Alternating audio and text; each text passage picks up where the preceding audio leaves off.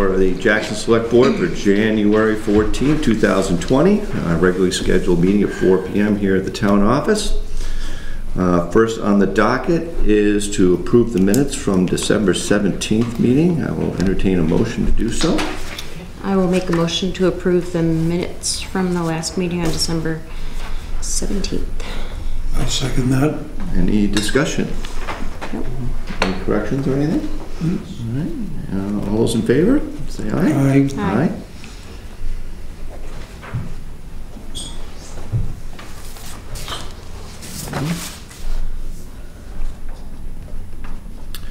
We also had a non-public meeting after our regular meeting on December 17th. It was RSA 91A3 2C, and we voted to seal those minutes after we came out of non-public on that.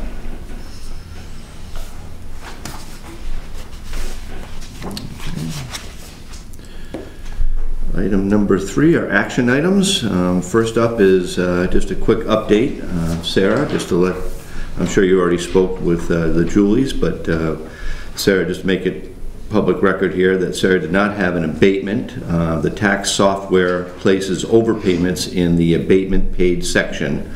So it was misstated. There was just an overpayment. I assume you got that squared away with them. Did you talk to them about that?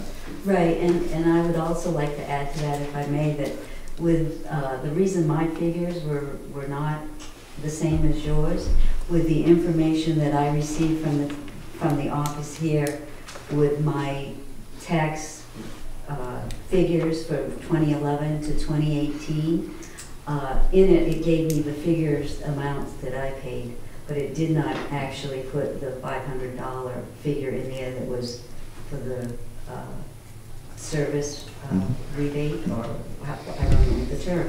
But what I'm saying to you is, when I added my figures to get the numbers that I got, I added the figures that were given to me on the tax kiosk thing that I was given, and each year was $500 less than what I had.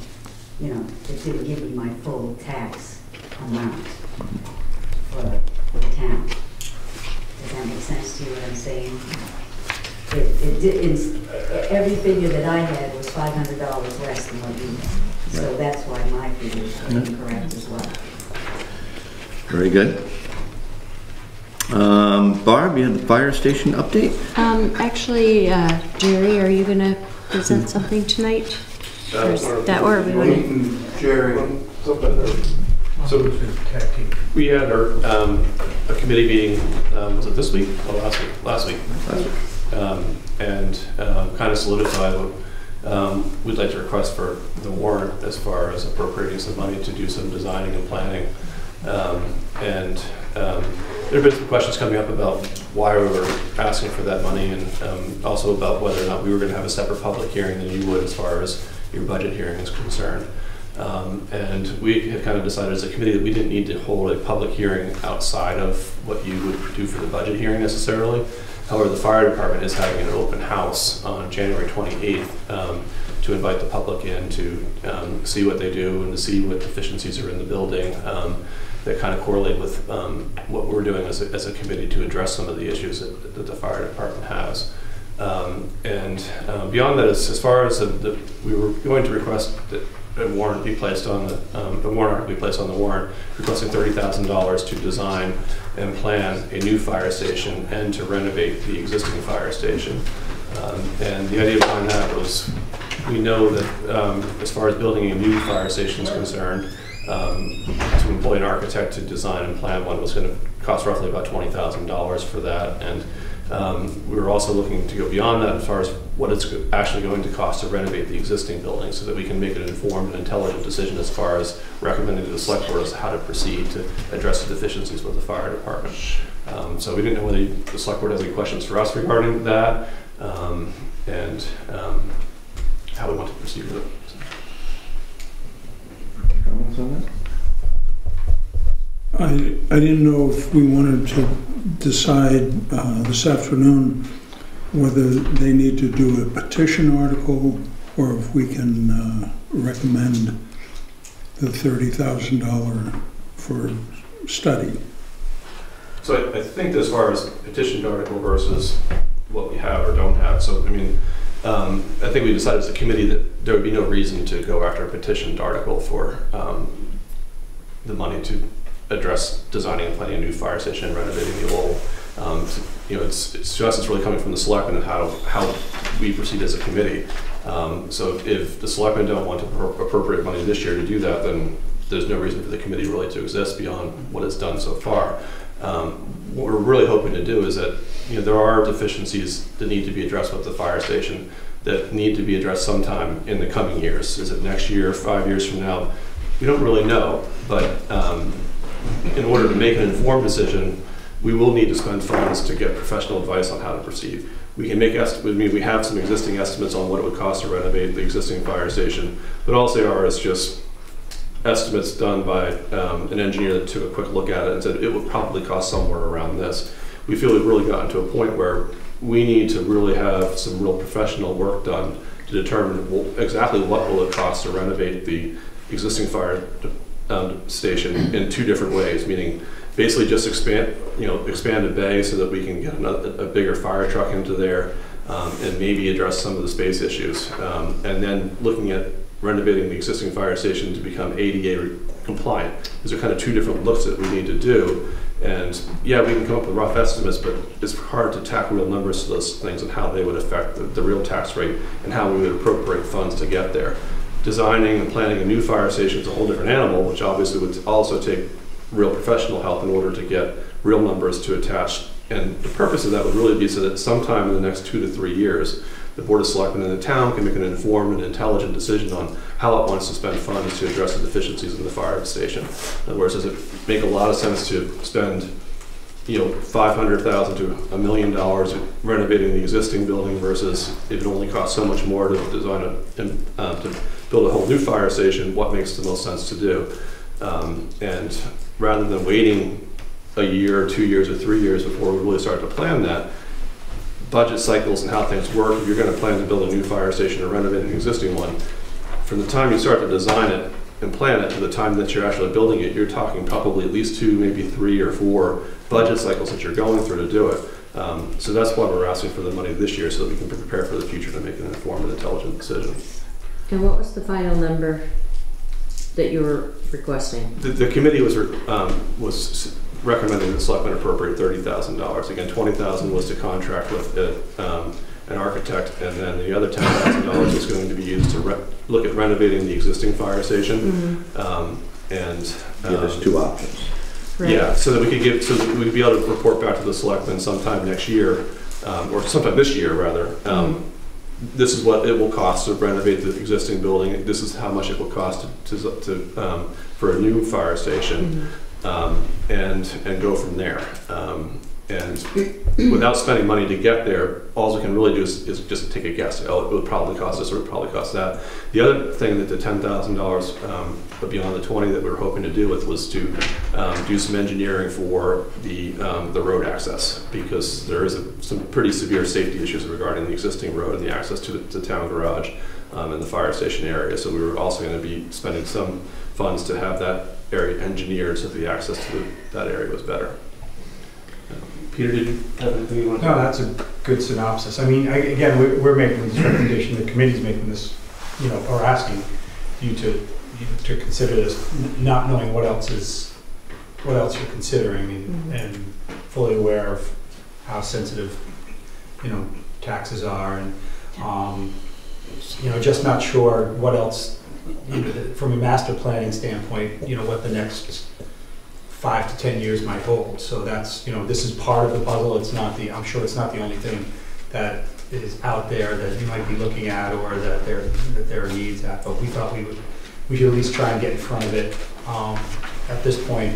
If we're delayed, whether we're delayed a year or not, at least we have a sense of timing, because these master plans, these projects have a tendency to, you know, take a number of years at best. So we thought better to start now, but also we don't want to, you know, we have a bunch of volunteer committee members. If there's no reason to meet, there's no reason to meet, and we don't want to keep them engaged if they don't need to be, because they put in a lot of time so far.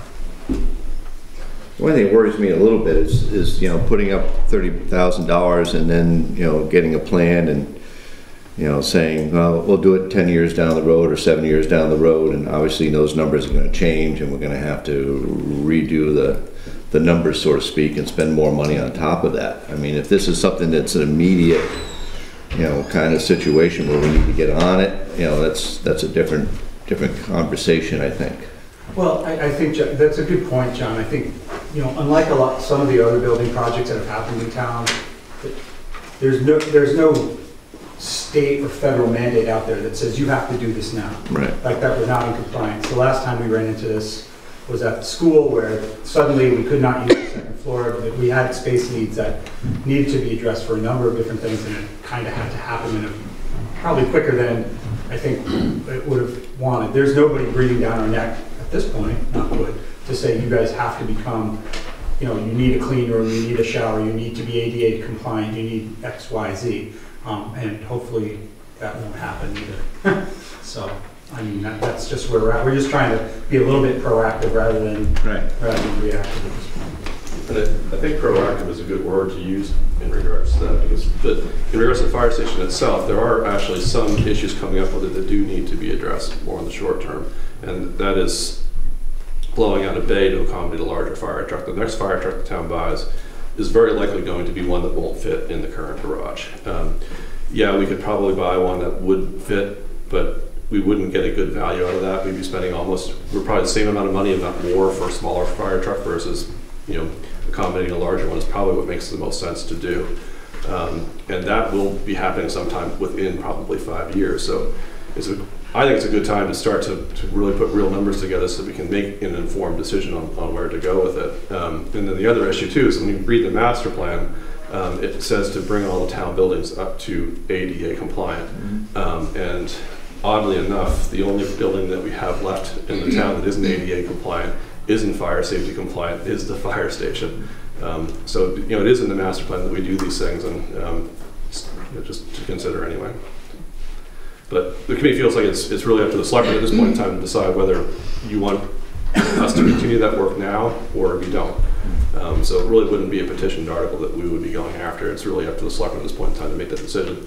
I don't think we're asking you to make that decision tonight, but when you prepare the budget and when you go into your budget hearing, that's kind of when you would take a look at whether you want to do it or not.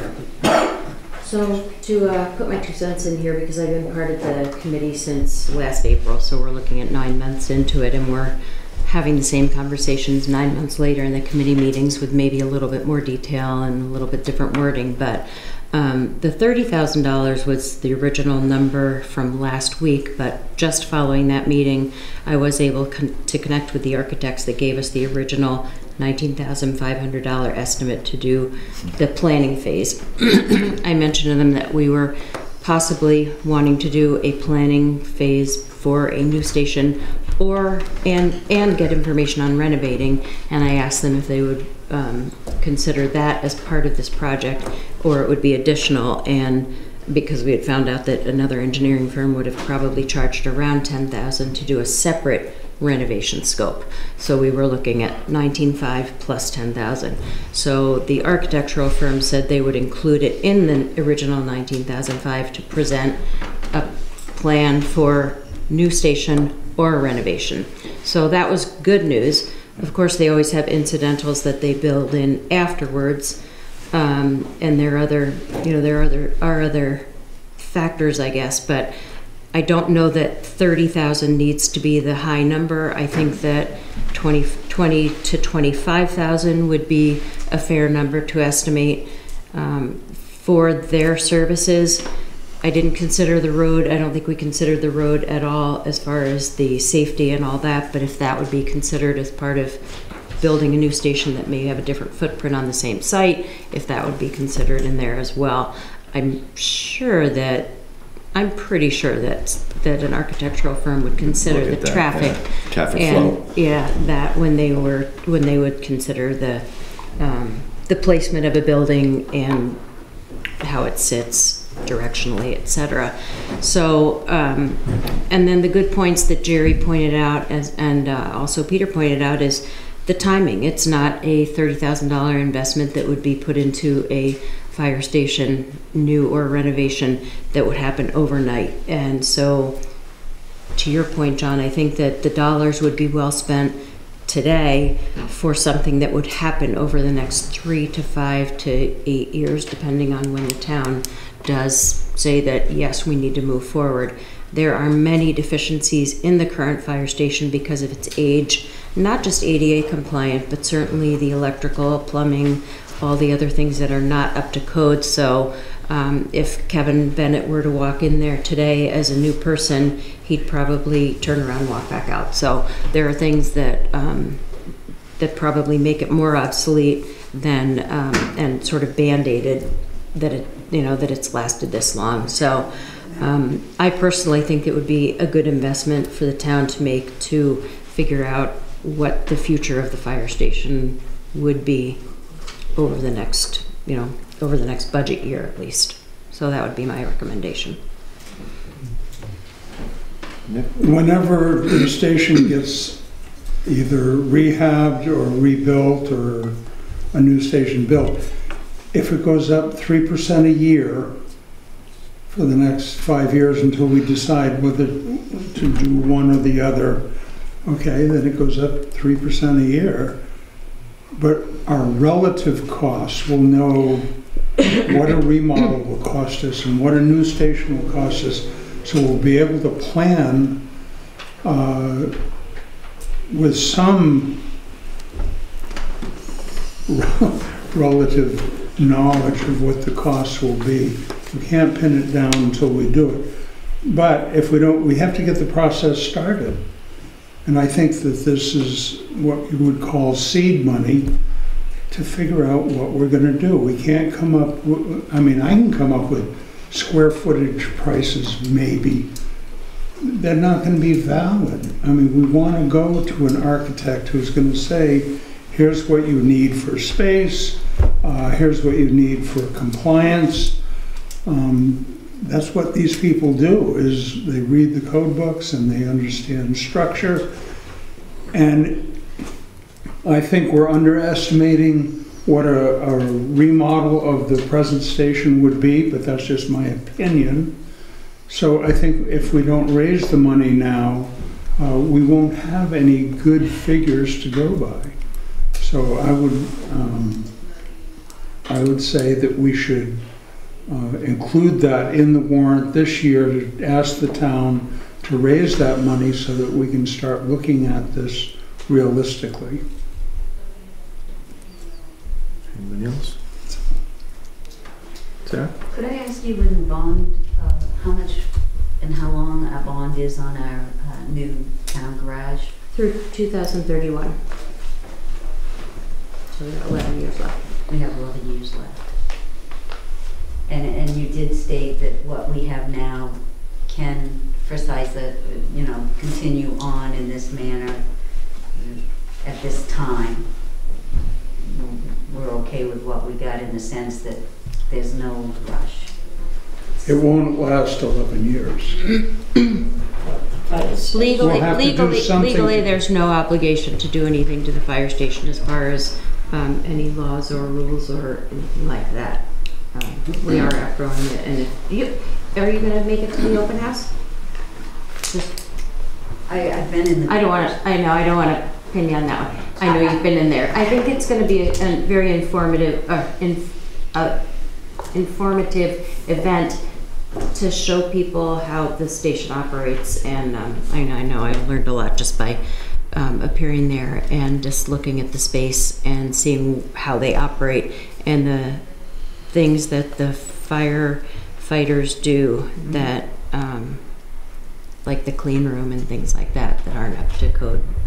Well, I can say from working with Mr. Wogish and myself and many others, how many years it took us to finally get a facility for our town crew. Right. I mean, and we had open houses and it really didn't seem to bother too many people, so yeah. Maybe you'll have better luck.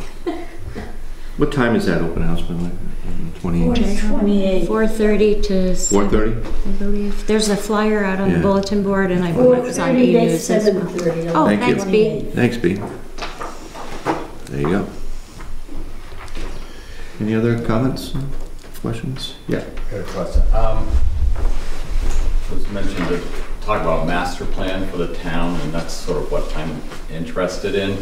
I wanted to, and you can tell me where to point me in the right direction. I don't know if this is a appropriate question for here, but I'm trying to understand from an overall town perspective what the needs are and the priorities are for capital improvements going forward. So the fire station only being one of them. Another issue, Jerry, you can correct me if I'm wrong, I'm a little out of date. I haven't been to the school committee meetings in a while, but when the early education was talked about, that plan, the school committee reversed it. The first year they wanted to move forward, second year they did not want to move forward. It really came down to facilities issue, as I understand it. It was the school didn't have the capability of accommodating the early education, so my understanding was at some point that needed to be addressed or something like that. So I'm just trying to understand from an overall town perspective, there's the fire station, there's the school, whatever other town-owned or facilities that they're responsible for maintaining and improving. I just want to understand the overall picture, long range going forward, what needs to be done, what are the amounts involved, what are the priorities. So just a town context, not just like an individual project context. Well, we did the town survey there a while back. When was that done? Mailings we did with the future master plan. Yeah. The survey. But I think that for the capital improvement plan, you guys, the planning board is working on that, is my understanding? That's correct. Because it's 10 years, it's 10 years coming up, I think, or 10 years last year. So is there like a copy of it somewhere? I mean, can I? Yes. Okay. There's a copy that's from 2009. We have a copy. We can So I can come to you to get that? Okay. So, so it looks like, I think we're in agreement to, presenting a warrant article for this. Do we want to say 25,000 since looks like we reduced it a little bit due to the fact that they were going to consolidate those two? I think 25,000 is a good number. I think that's, get it done. Right, so do we have to motion that and vote on that, or just to start the process, we'll vote on it when we get it written? vote on it on the board. Okay, very good. Thank you, Doc. Thank you. Anything else on that?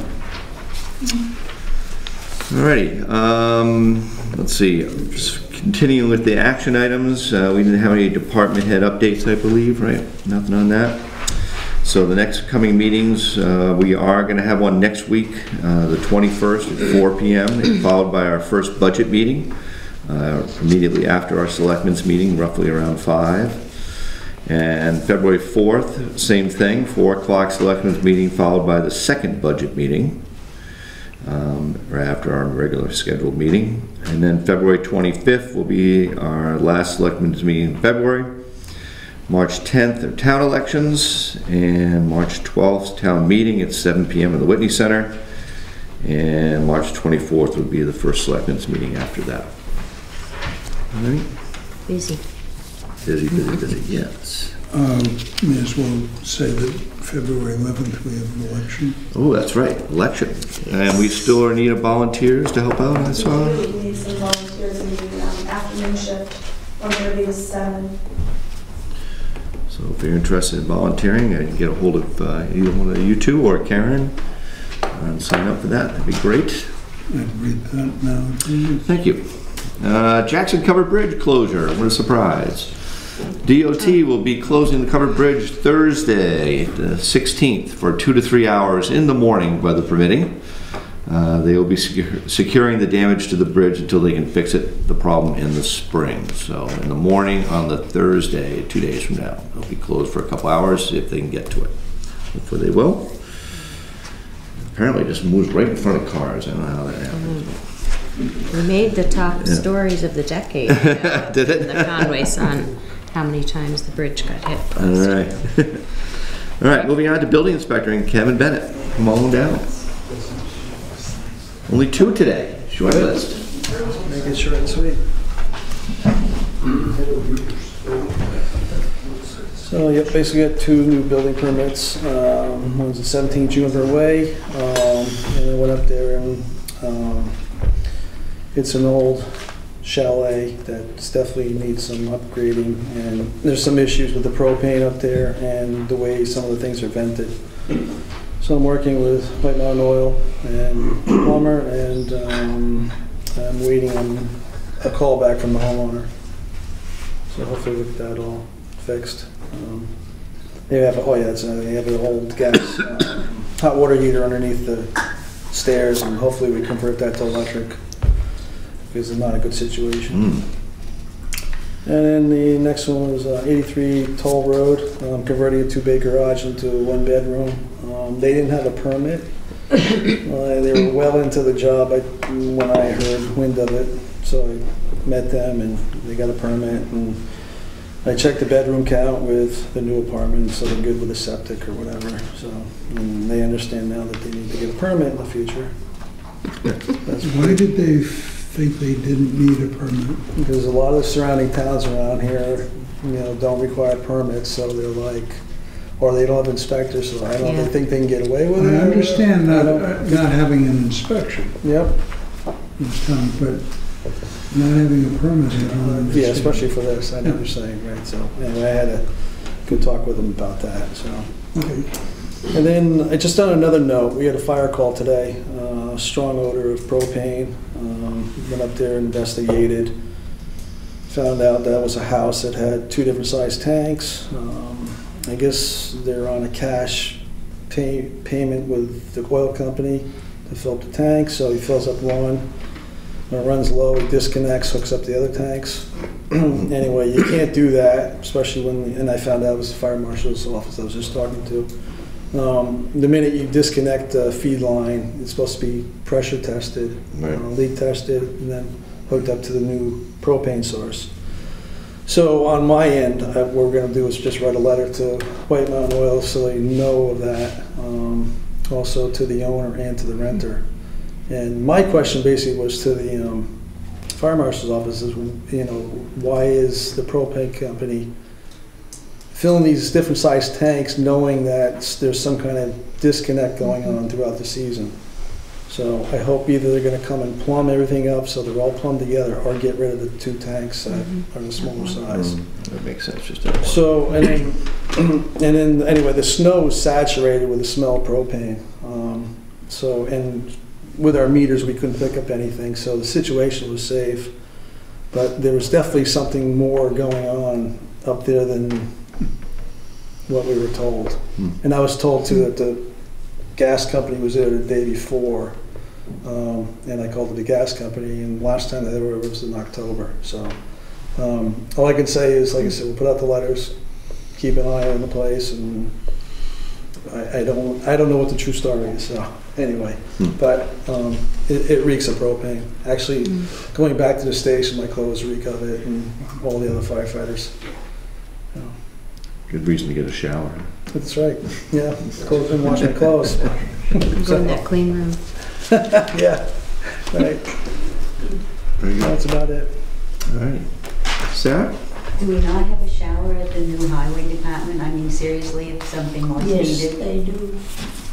Do you have You have a shower at the new highway garage. So, I mean, literally, I assume most or all firemen know that if the need was for them to have a shower, there is one at the fire station, at the town highway department. Good to know. Yeah. All right. All right, thank you. Yep, thank you. All righty. Moving on to new business. Class 6 road seasonal restrictions. The upper Carter Notch Class 6 area and the upper Black Mountain roads have been closed for seasonal issues, I guess, typical of the winter time. I guess there was a little confusion on that with the... They haven't been closed No, for discussion. this is our, It's for discussion. Oh, it's for discussion. Oh, I thought they were regularly closed at the this time of year when they freeze up and everything. No? No. Okay. Then clear. They're not maintained, That I know. but they're not closed. The the reason I brought it up was because seasonally, for every year, and this is my 4th winter, we have vehicle conflicts on those sections of the roadway. And the sections that I'm talking about specifically are Carter Notch Road from Ballantine Landing up, so towards Prospect Farm and Bog Brook, and Black Mountain Road from 551, from beyond 551, because there's a residence up there, 551, that is plowed presumably by the homeowner or someone. We were just up above there today, so we went up on the old man's lot to pick up something. So you're gonna tell us we can't go up? No, I'm not gonna tell you anything. No, well, I just wanted to... I'm not telling you anything. But no, I just questioned him. So every year we've had vehicle conflicts on those roadways. What happens is, and it's usually early in the snow season versus later, when the snow load gets really too big for anything other than probably big agricultural equipment to overcome, is people will drive on the Class 6 roadways. Now currently there's no regulation that prevents them from doing that. However, Jackson has engaged in an easement with Jackson Ski Touring Foundation to groom and use those trails as cross-country ski and snowshoe and recreational trails. However, there's no statute, law, or ordinance that prevents people from driving on those roads. So 2 things happen if they can access the roads. And it's happened every year, so and actually recently this was in the news because somebody gets stuck on Jefferson Notch, and it's the same thing. It happens regularly on snowmobile trails that are also used Class 6 roadways. So people will drive on the roadway either out of just idle curiosity or recreation, or they're lost or whatever, and the vehicles get stuck on the roadways. It causes obvious pedestrian and vehicle conflict, which is a risk to public safety because the road surface is slippery. There's people walking and hiking. They might be listening to music. They're not really looking for a car, and suddenly there's a car or a truck there. And it causes damage to the groomed trail, which, although the town doesn't incur any cost associated with that, we do have an easement with the Ski Touring Foundation and some exchange of things. People get ski passes and so on and so forth. So there's damage to at least effort to groom the trails, and there's risk to public safety. So what I would like to see is the selectmen regulate Prospect Farm Road from Ballantine Landing north and from 551 north to wheeled vehicles from December 15th until the road ban is lifted by the town. We already regulate roadways. Mud season, we regulate them. So you have the authority. The authority that you have to regulate roads comes from 2 specific RSAs, 4111 and 4717. And so you have the authority to do that.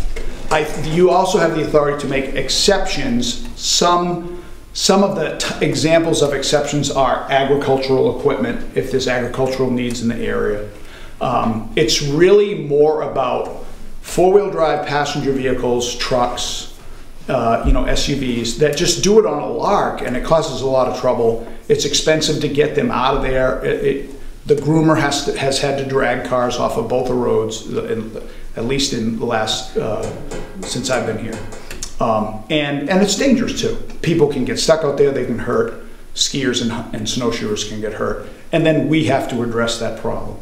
So, and the ordinance or the closure gives us the authority to hold somebody accountable.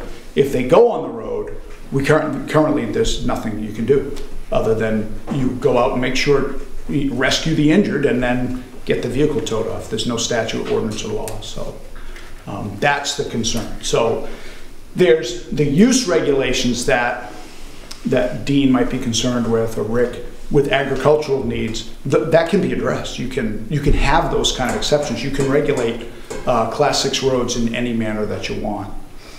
There is a question, or there's always been some discussion about Class 6 roads when it comes to gates and bars. The regulation that prevents the locking of gates and bars is a regulation that regulates private citizens from blocking roadways. And that's under RSA 231-21A. So that regulates private citizens. So say they had a gate because they had some livestock that are going to move from one field to the other. It can't be lockable because the roadway has to stay passable.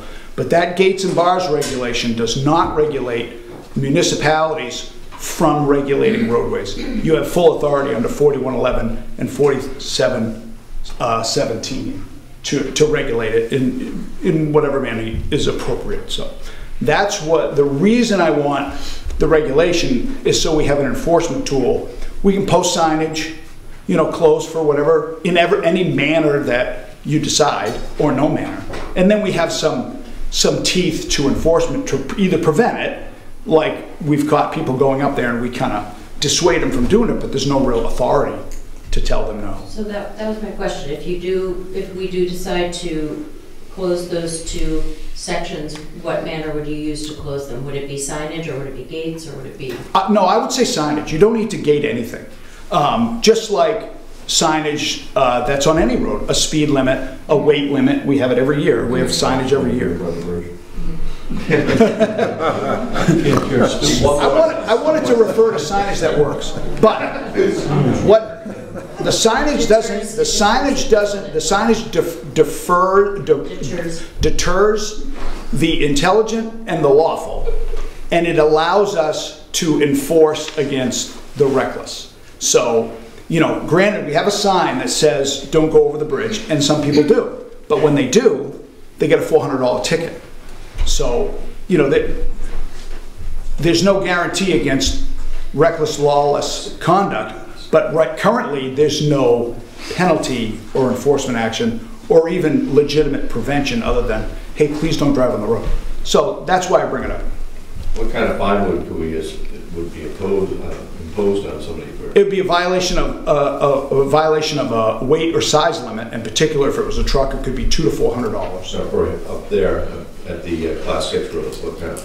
Yeah. What kind of sign? What kind of fine would be it? Well, it could be criminally, it could be trespass, and then also it could be $200 to $400 depending on what section of the statute you use for violation of posted roads. Jay? So I had talked with Chris, I don't know, a couple weeks ago, I guess, because I had brought this up to him because the snowcat had been parked up there blocking any access to the Class 6. You could walk by it, but you couldn't get by it with an emergency vehicle or anything. So that's part of how it got come up as discussion, because I definitely had some issues with it being blocked off. You know, not being able to, because this is a perfect example of a year when, you know, if you had to get up there for some reason, whether it's a rescue, whether it's a fire, you could. I mean, it still could be difficult with ice and stuff, but as an example, between 90 and 95, we responded to a structure fire on Black Mountain Road on the Class 6 at George Lyons' camp. And we drove up the ski trail and did what we could. So there's just a perfect example where we do or we can possibly have the need to get into these places. So my concern was the fact that the snowcat had it completely blocked off. And there was, you know, there was a parking lot where they could have parked. So I don't know if they were doing that to keep people off the trail or what, but. Yeah, and we did talk about that, and I want to make it clear because there was some confusion. I'm not advocating any gate, any bar, any chain, any obstruction, because any regulation, any use regulation does not include either municipal work vehicles or municipal emergency vehicles in the performance of their duties. So that makes sense. But see, that's why I think we need a regulation like this, because I'm not speaking for ski touring, and I haven't discussed it with them, because when I talked to the chief, I said, well, you know, mention to ski touring. You know, they're pretty approachable. But my guess is early in the season, they're trying to hedge against exactly what that rule will prevent, and they're parking a big snowcat there so people won't drive down, because that's when, prior to the snow load being big enough to, you know, at some point the snowbank gets so high, nothing's going to go down there. But that's why, because they can't rely on any rule or ordinance to protect, you know, the effort and expense, and neither can I as the, you know, as the chief of police. So that's a great example of that might alleviate that, so they would feel less inclined to do that, if that's why they did it. Okay. I'm here to represent the Jackson Ski Touring Foundation. Ellen had a conflict because they have a program with the grammar school this afternoon, and I only was able to chat with her briefly. I think the parking of the snowcat there was the snowcat. The groomer just finished and left it there. We've already had a discussion. A lot of times they groom it, they park it up on the side of the parking lot. That is an issue that we will discuss with the groomers and make sure it doesn't happen again. But I think it was more unintentional than it was blockage. No worries. Thanks. Yeah, I got a cabin up the end of Black Mountain Road, so you're gonna tell me I'll drive my truck right to it. I pay taxes on it, so. And we keep our animals up there at least middle of November, so. Last year they were grooming it by then. I think the difficult part with trying to limit something in the winter is the people that may want to access their camps. Snowmobile. You have Camp Gout, you have George's Camp, you have Rick's Camp. And then how do you pick and choose, okay, we want to do this for Carter Notch Road and Black Mountain Road, are we going to do it for Iron Mountain Road too? You got Foster's too, it's a class 6 road. I think some of those concerns can be addressed in the language of any ordinance. For instance, a prohibition of, and snowmobiles wouldn't matter because it's not a wheeled vehicle, so, and snowmobiles are allowed for residents in Prospect Farm, so that's not going to restrict that. But you can write ordinances and statutes and regulations that exclude abutters or exclude agricultural activity. You know, things that, you're right, I mean, we don't get complaints about somebody getting stuck on the trail and I find Rick's truck there. It's not Rick, it's some Yahoo that's doing it on a lark, and so those aren't the concerns, and you can accommodate abutters and property owners and those kind of needs and still have a usable regulation. No statute or no ordinance that is good has to be all or nothing unless it's, you know, a real serious life safety.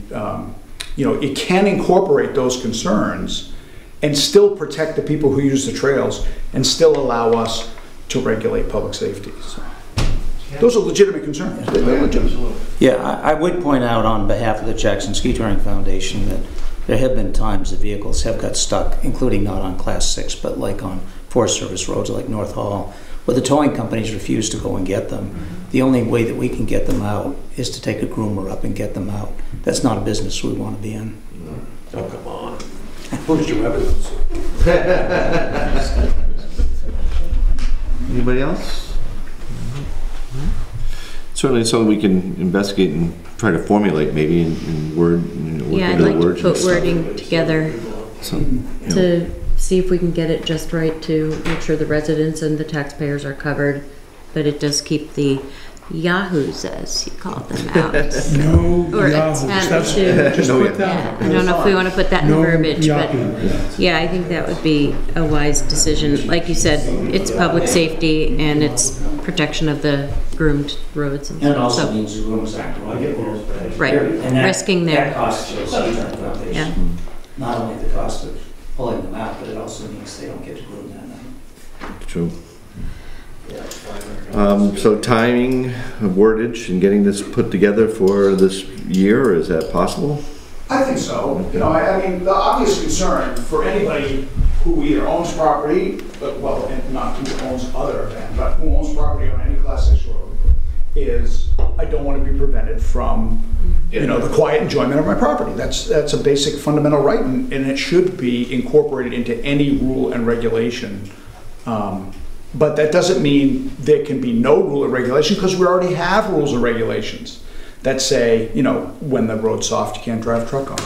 When, when it's not maintained, you know, roads that aren't maintained, you can't drive on them. We have speed limits, and we have rules that allow people free use and quiet enjoyment of their property and protect public safety. So I think that is probably the easiest challenge, is to incorporate those concerns. And unless there's other concerns, and maybe if there are, we should know them and try to alleviate them. Yes, Jay. I'd suggest a work session at some point between department heads. I mean, I'm sure Pat's got a lot of input on it, considering how he's kind of in charge of the roads. And chief and everybody involved to be able to put their heads together and include a selectman. So, you know, so that's what I would suggest. It's a great idea. I just worried about the time crunch, you know, because we got to get things in. On Well, I don't think you got it when it's halfway going now. I know. I don't think it's too much to worry over this winter. Rick?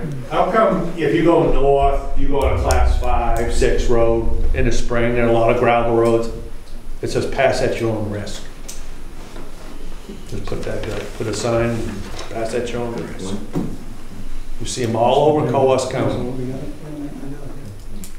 I think, not, we're gonna discuss it more, but I think dates are gonna be very difficult because, I mean, the way that we have winters is completely unpredictable.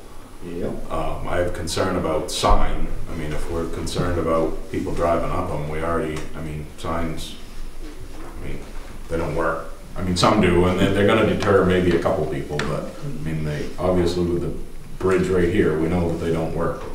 But, I mean, you could have an early winter. I mean, two years in a row, the groomer's been blocking Carter Notch Road during Thanksgiving for 18 and 19. But you could have a lot of snow starting in October, but if you're December, you know, if you have a December sign, you know, it doesn't help ski tour and keep people off the trails, but you could also have a winter where you don't have any snow until January or February. Or all the snow might be melted by February and the roads dry by March. I think dates is, I don't disagree, maybe there's an issue that we need to solve, but I'm not sure how you're gonna do dates for the winter up here. It's gonna be difficult. So maybe, I think maybe a work session might be something that'd be prudent to pull some of these good ideas together. Yes, no, Richard? I think it takes some thinking. Without a doubt. There's a lot of issues to be had here. Yeah. Yeah, definitely not gonna happen overnight. Yeah, yeah. Maybe we can put together a memo and put it out to some people who would be interested in participating and see if we can get something going maybe next week, if we can.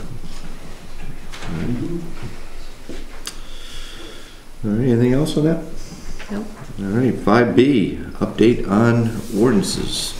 These are the, again, she probably put together these ordinances and care to speak to these as well? I don't know if we're going to speak to the ordinances, but we kind of wanted to make sure that the project was continuing to move forward. Again, the background is we were charged with reviewing current ordinances, seeing if there were any redundancies or errors or omissions, and also coming up with ordinances that regulate areas of concern that we've had in the past that we don't have any regulations on. So we did that, and then the selectmen's charge was to draft sample ordinances in the areas where we've had conflicts and concerns that are absent of any regulation. So that's where we're at, and you have those. But the next thing we need to do is have public hearings and discussions on them after people have an opportunity, the public has an opportunity to look at them, so they can come to the hearings and discuss their concerns. So what we're asking the select board to do is determine if you want on the agenda the proposed ordinances for the next meeting, right? Is that the next meeting, Julie? Because then we have that meeting and then the 4th, and then the warrant has to be printed. So the next meeting, and if you do, then those ordinances will be put on the website so people can see them and references to them in e-news, like a hyperlink, so people can be informed before discussion. Sounds good to me. Yeah. So you want them posted then? Yeah. Yeah. Sounds good. Yeah, I think posted on the internet and have some copies at the office if people want to come in. We'll have it next meeting. Put it on the agenda for next meeting. Sounds good. Anything else on that? Nope.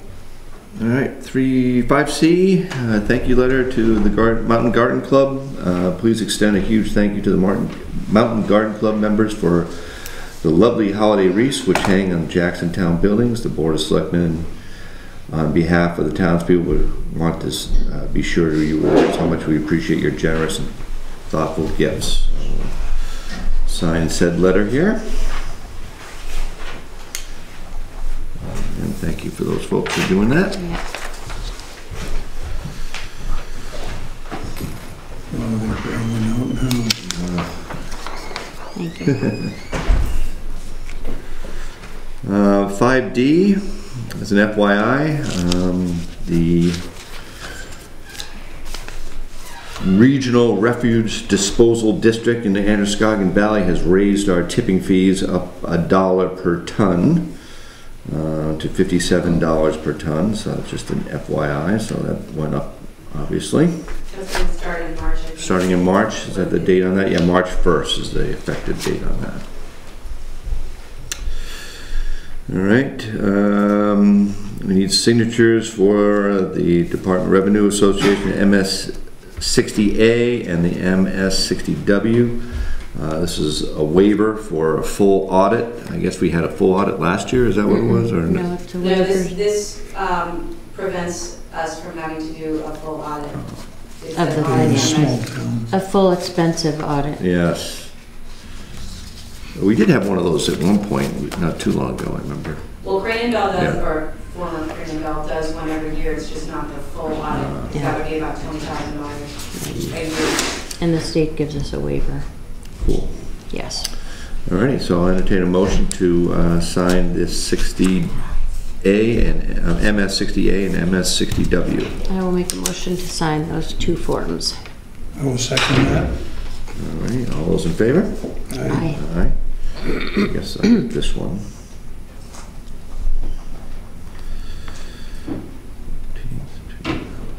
2020 and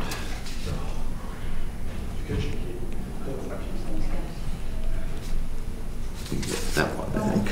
And that's it on that. And Richard gets a chance, of course. And if you would please, any one of those spaces would be fine.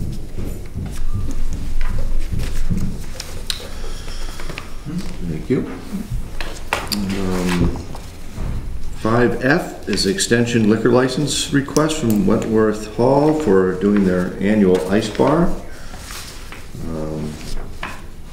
Something we've done in the past. I don't know if you're familiar with it. Yeah. But, I will entertain a motion to sign that request.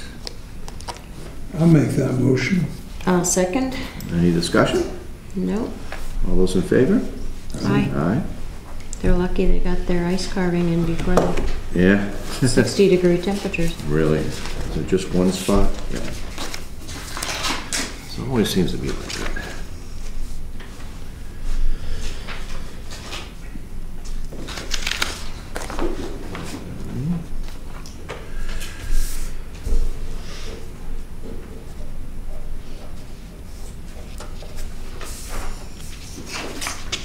All right. 5G is the 2020 TAN, which is basically a loan, but we never use for all practical purposes, but we have in case income becomes an issue when we collect taxes and things, but obviously we I don't think we've ever used it, have we? There was one prior to your existence here. Yeah, so it was a long time ago. So we're all signed on this one? Okay, cool. So we're all signed on that. 5H 2020 Civic CMS Agreement website. This is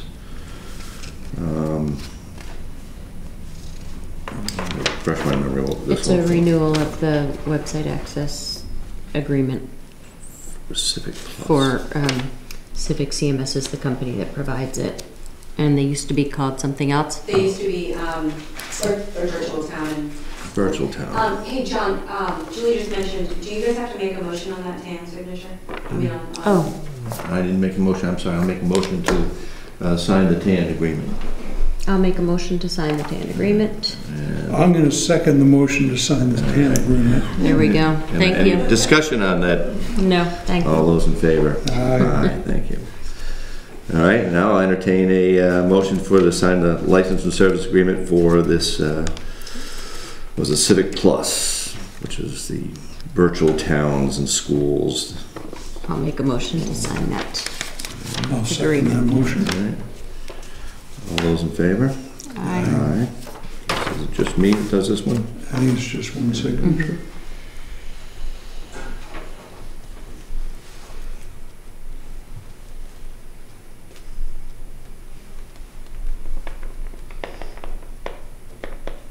Alrighty.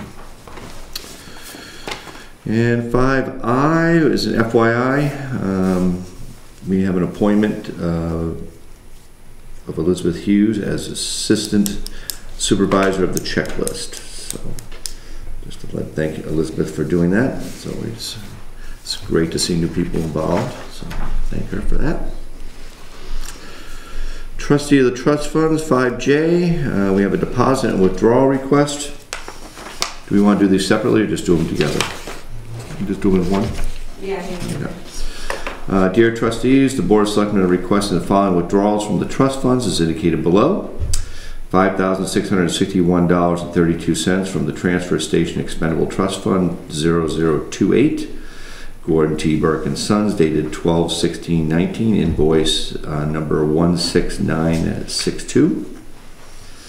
And the Selectmen also authorized a transfer of $5,000 to be deposited into the newly established Capital Reserve Solar Energy Capital Reserve Fund per the 2019 warrant article number 15. So entertain a motion to sign that withdrawal and deposit. I'll make a motion on that to sign both. I will second that. Any discussion? All those in favor? Aye. Aye.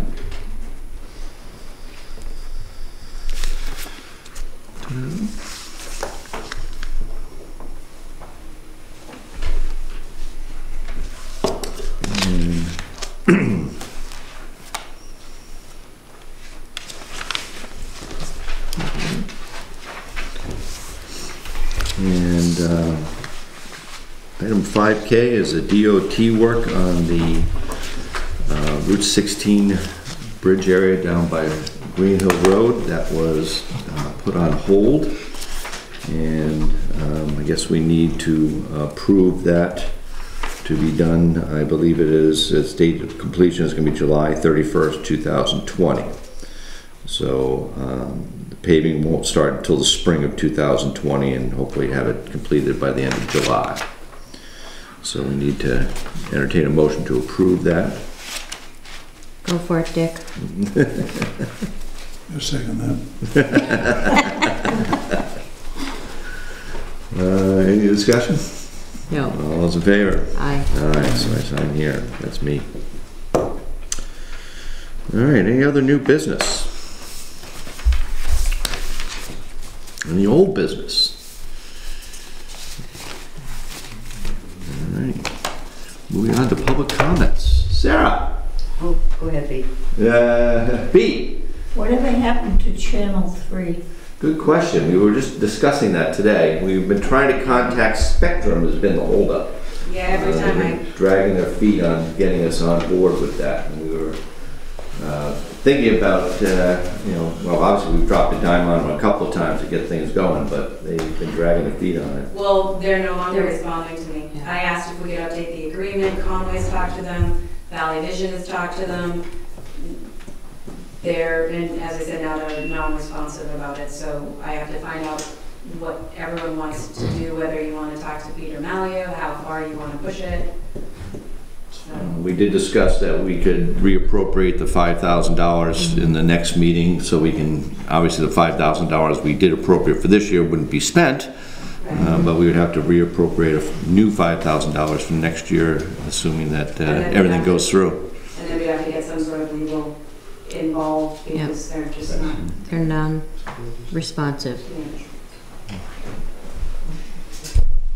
Sarah? Yeah, well, my talk is about the upcoming budget hearings and our budget. And number one, I thank you for figuring out that I didn't get a $1,500 rebate, that I actually paid in advance, which I learned don't do, I guess. Rare to see that, too. Well, you know, sometimes people do.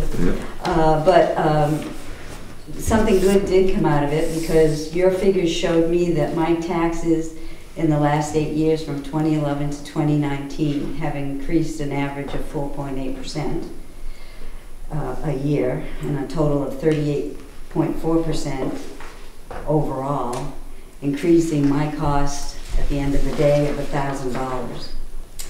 And that being said, I went and reviewed my book a little bit here of 2018, and on page 25 of the town report, your projection was for 22% increase in our town budget. In this little circle graph, if I understand, you know, what you're saying.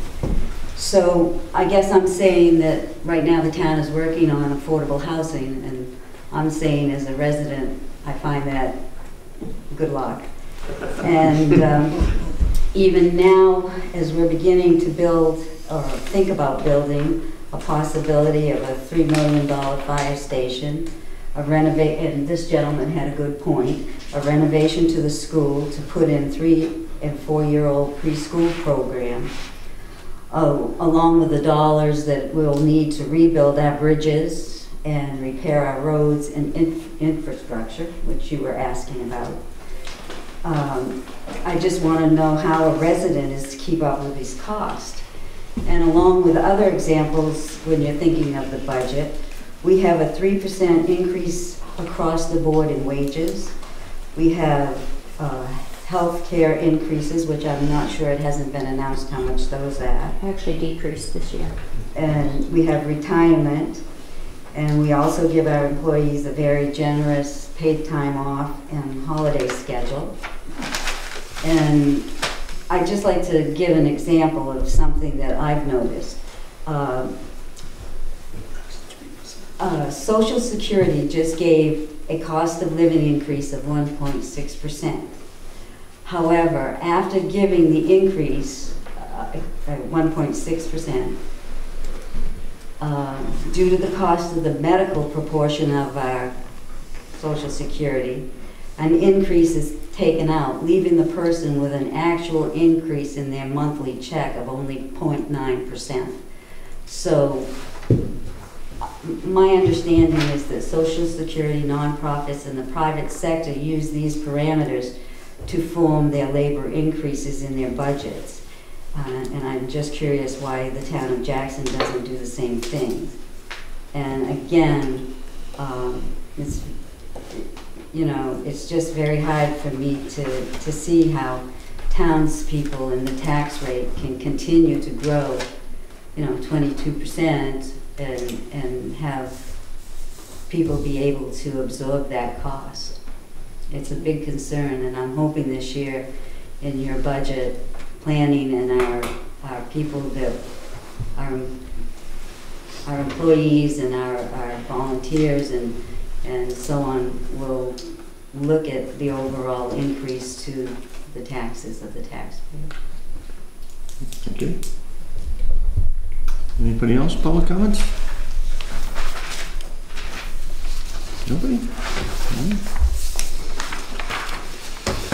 All right, we do have a non-public session, so I make a motion that we adjourn this meeting. Go into non-public? I will second that. All right, and this is via RSA 91A32A. Dismissal, promotion, and compensation of any public employee. Thank you all for coming. Thank you. All those in favor? Aye. Thank you. Yeah. Do you want to have non-public? Yeah. Thank you, Hank. Thank you. Thanks. Thank you. You got your card tonight?